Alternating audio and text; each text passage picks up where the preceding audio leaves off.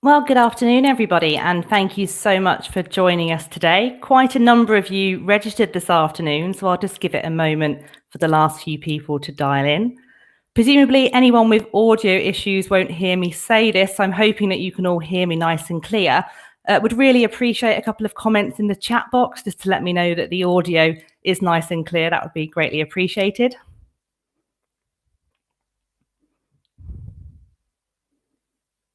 Perfect. Thanks so much. Well, just a little bit of housekeeping before I make a start. Please do continue to use the chat function throughout. Certainly, for any technical difficulties, please let us know in that chat box just there on the right-hand side of your screen. If you struggle at any point with connection issues, personally, I find closing down any browsers you might have open, any emails or platforms can really help with bandwidth. Please do feel free to use the chat function to ask any questions as well. I'll certainly try and keep an eye on this as we go, but I will open up to questions towards the end of the session and, of course, be very pleased to speak to anyone at another time, should you prefer.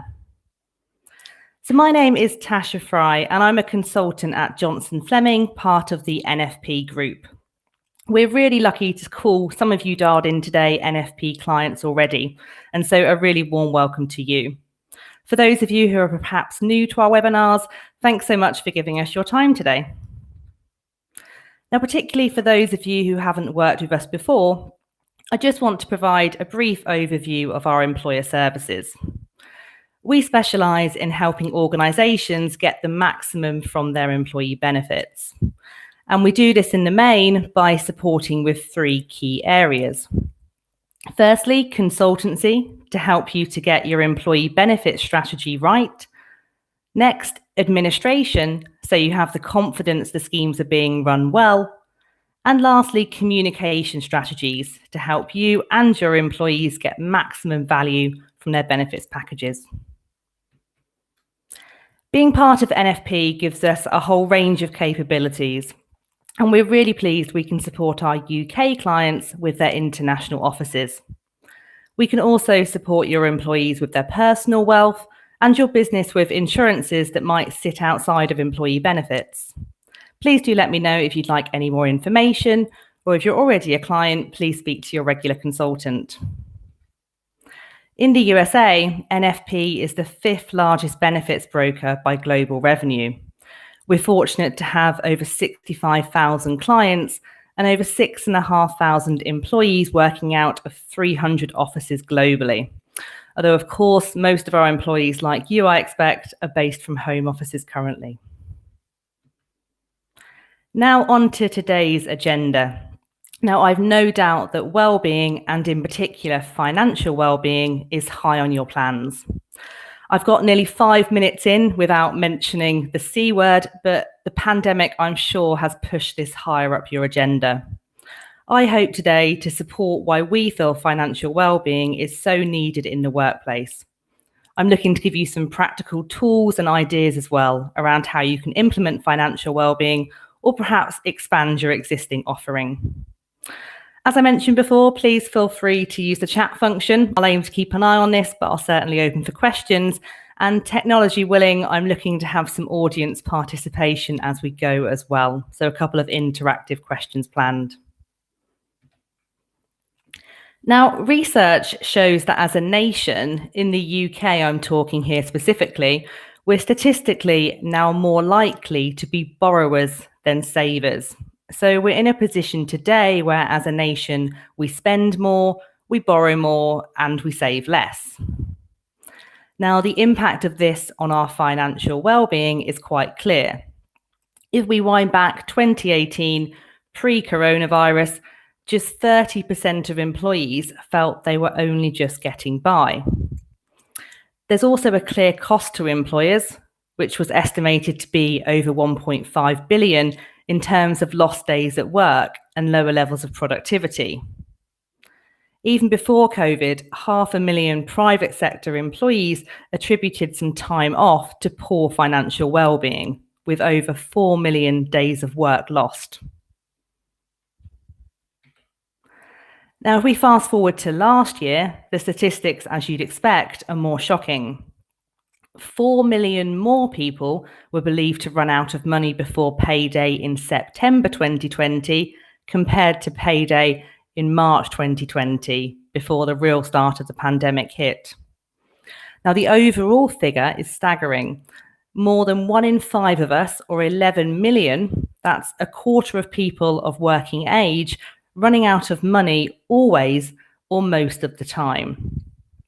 Statistically, employees are now twice as likely to frequently run out of money as they were pre-COVID.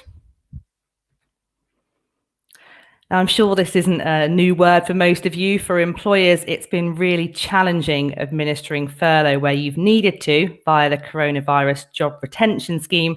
For anyone involved in payroll, there's been really complicated calculations, technical difficulties around administering UK pension contributions and national insurance contributions before you even consider how it impacts your people's well-being.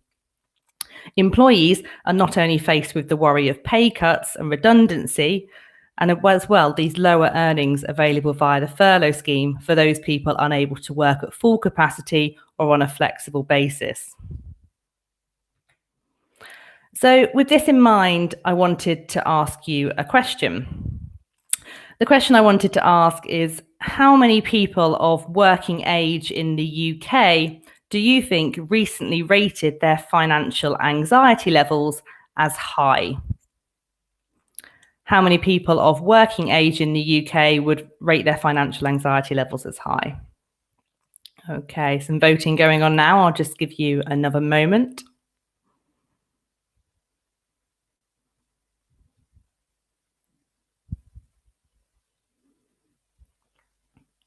If you've dialed in and can't vote, apologies. Okay, that's the majority of people voted there, so we'll just publish the responses.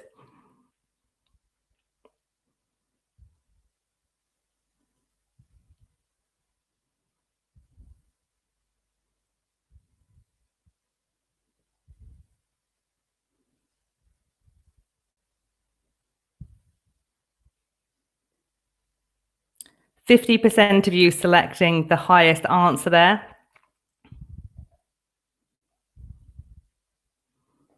I said technology willing.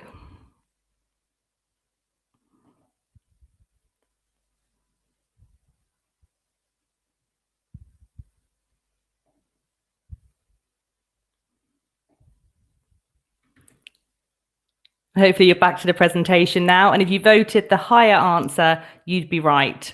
It was the highest percentage answer available. Just shy of 50% of over 16s in Britain rate their financial anxiety as high. Now, I think that's massive. It's quite shocking, but it really shows us what a common workplace problem this is across all ages and all salary bands. Now, I'm going to attempt to ask another question here, if I may. How much of a priority is workplace financial well-being for your business? I'm sure for many of you, it's certainly on your radar just by you being here today. But particularly if you're not the budget owner for this, how likely do you think your organisation will physically invest some money in financial well-being in the very near future? So low, medium or high. If I could just give you a moment to vote.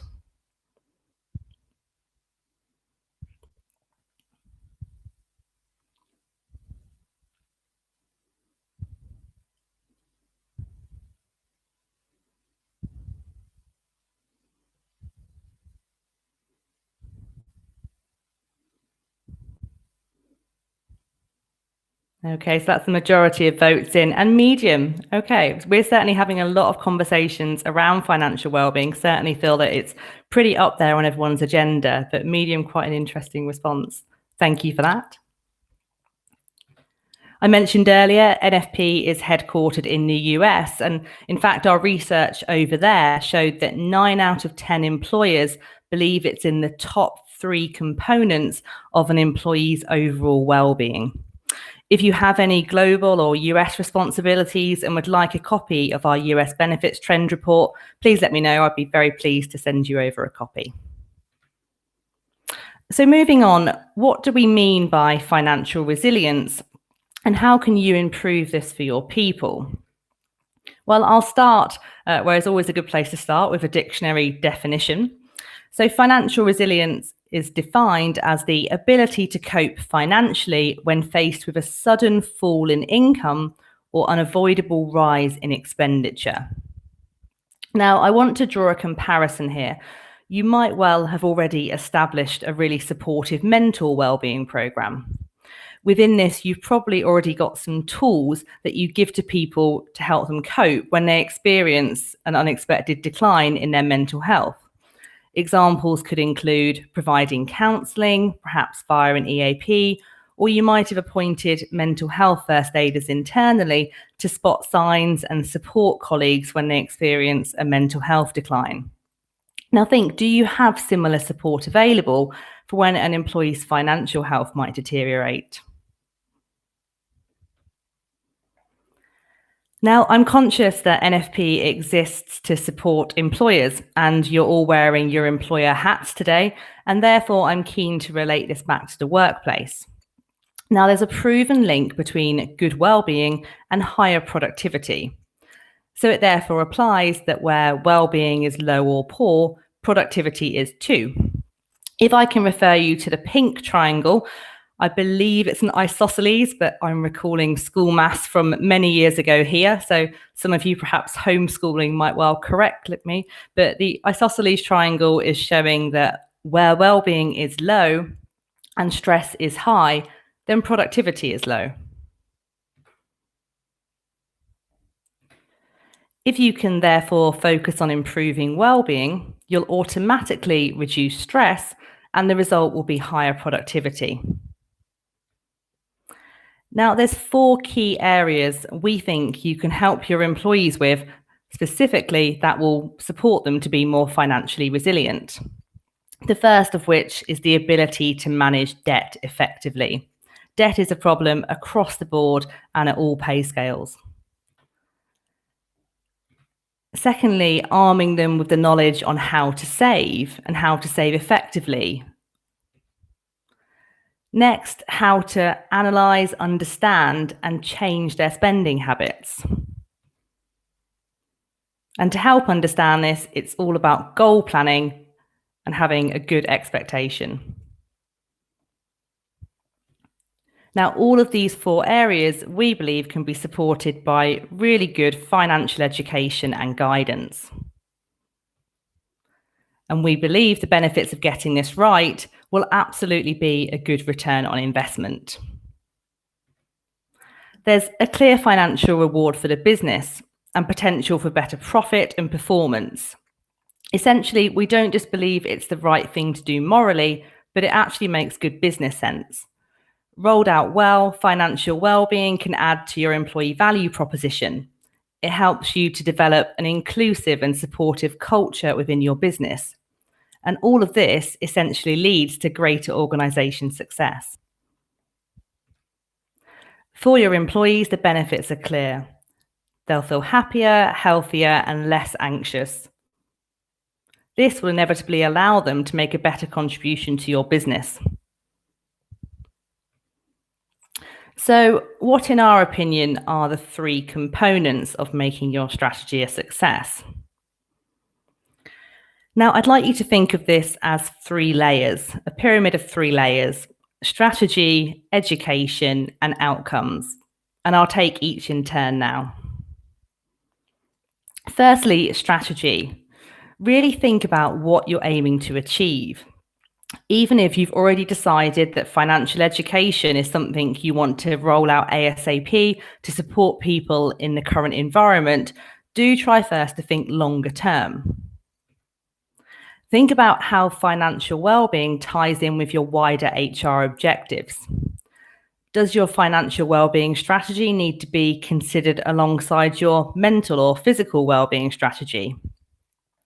What stakeholders do you need to involve internally to make this a success? And does financial well-being feature in your wider reward program? Next, education. There's such a variety of medium that can be used here. Think about the channels that you're currently using, some that are already working well, particularly in engaging your workforce remotely. Some examples here. Have you explored mandatory or voluntary e-learning? How about interactive video webinars on Teams or Zoom? Are you hosting employee resources anywhere, such as an intranet? Have you already looked at how you can support people with individual advice from qualified experts? The pandemic has certainly enabled more people to use online tools and technology. And we know this where people are now using Microsoft Teams, for example, that might have previously had no experience of an online video conference. We believe in breaking education down into bite-sized topics. This means you won't overload employees, but you can also target your workforce accordingly. You'll see we segment into different categories, which we've color-coded. First, day-to-day finances, property, family, growth, specialist, and the future. And you can use these categories to segment your workforce. You won't attract younger employees to a retirement seminar, but if you have lots of employees yet to buy their first house, property seminars may well appeal. Moving house is really stressful, and managing the requirements of a mortgage lender can be stressful in itself. If you can equip your people with knowledge around how applying for a mortgage actually works, this can be hugely stress relieving. You can even take this further and introduce a mortgage advisor to help them get the best deal and remove a lot of the time and admin burden involved in a mortgage application. Now, I mentioned resources a moment ago. Do you currently provide access to anything like this? We likely read more economic doom and gloom in the press now than we ever have in recent years. Instead, your employees could be reading articles which empower them with knowledge. This in turn can provide comfort and assurance in these troubling times. Here's some content we offer on our resource centre around financial wellness. Certainly really happy to share the link if anyone's interested. When we deliver financial education, we like to make it interactive. We really show employees how to realise their spending habits.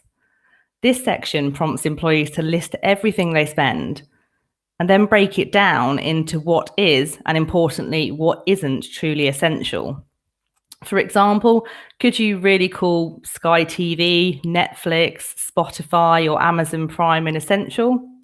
Even though if I told you to write down your household bills, you initially might include them in that section.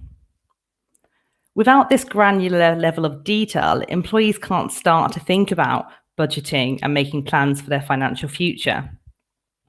Relating the learning back to their specific circumstances is the only way they'll be able to make positive changes. With financial wellness, textbook theory really isn't enough. Now, we see on the TV and other social media platforms how successful people like Martin Lewis are. And that's because what he does is explain what's often perceived as a really complicated financial concept in a really straightforward way. And that's what's important to do. So, for example, do you know the actual difference that an interest level can make in monetary terms? If I give you an example here, we'll look at the impact of different interest rates on borrowing £5,000 and repaying it monthly over 3 years. And we find it works best to use really clear and relatable examples like this. So if we look at 4% interest, the monthly repayment is £147.46, and you'd pay back £5,308.59 over the 36 months. You'll see how that increases in line with higher interest rates, but if we increase that to 21.9%, the monthly payment not only increases to £185.73, but the total repayment is significantly higher. In total, you'd pay back £1,686.28 in addition to the £5,000 borrowed. Now, this concept doesn't just apply to loans, and certainly not all of your employees will have loans or debt, but the concept is still largely relevant. It can be applied to credit cards, savings, and mortgages, all common financial products that your employees will likely have at least one of. If you can make financial education relevant to your employees, it's far more successful. Now, we know from consumer marketing, from giants like Amazon, that personalization works. If you can therefore consider your employees as individuals on a journey with you, you can appeal to them at certain points in their life.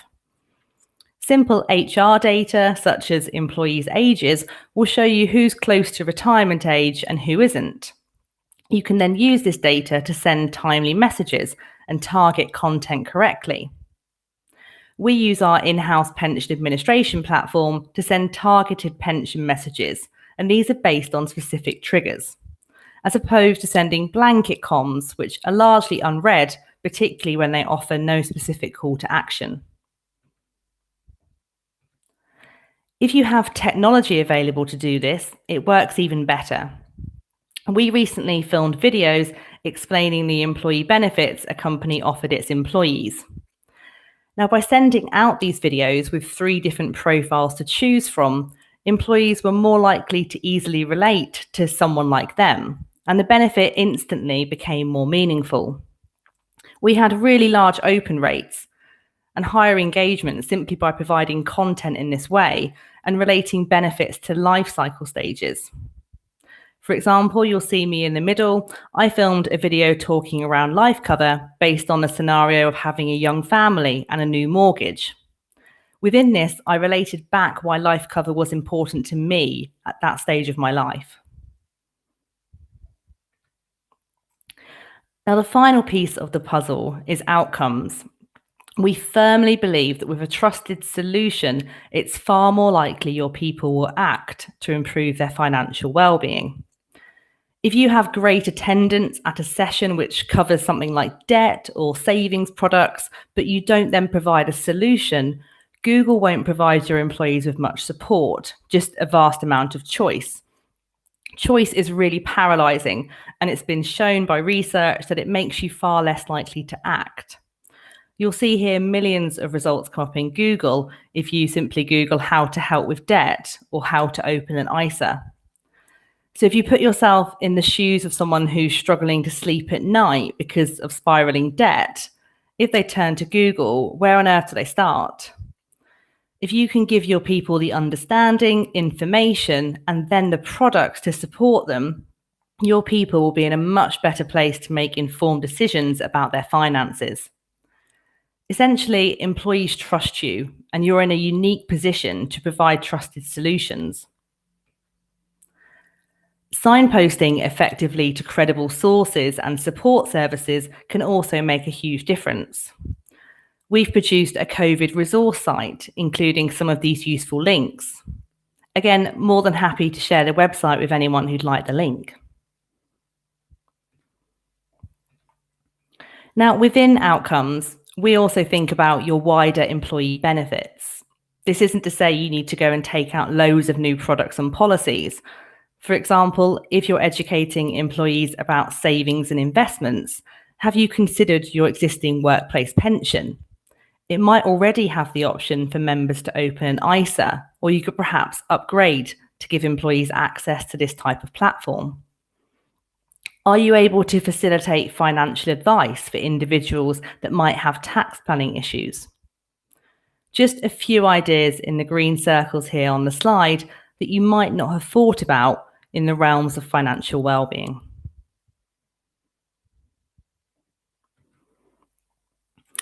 Now, I really hope I've given you some food for thought today. We've also produced a guide all around this topic of conversation. If anyone's not already had a copy, we'd certainly be very pleased to send one to you.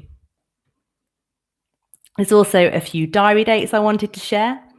On the 2nd of March, our colleagues are offering a great session in the States around building a mentally strong company. There's some really great presenters on from companies such as LinkedIn. I'm also running another of these sessions on the 4th of March if you'd like to recommend to a colleague to attend. And later in March, we're hosting a webinar with our professional HR partners, Connor. This will look at sustaining resilience and wellbeing for the long term.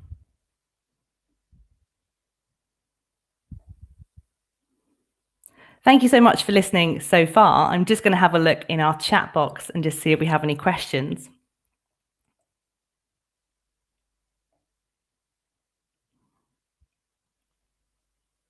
Perfect. A few of you are asking for copies of the report. No problem. We'll get those out to you. Certainly happy to send those to you directly. If anyone has any other questions, please do put them into the chat function now, and certainly happy to answer those. Perfect. More of you asking for the trend report.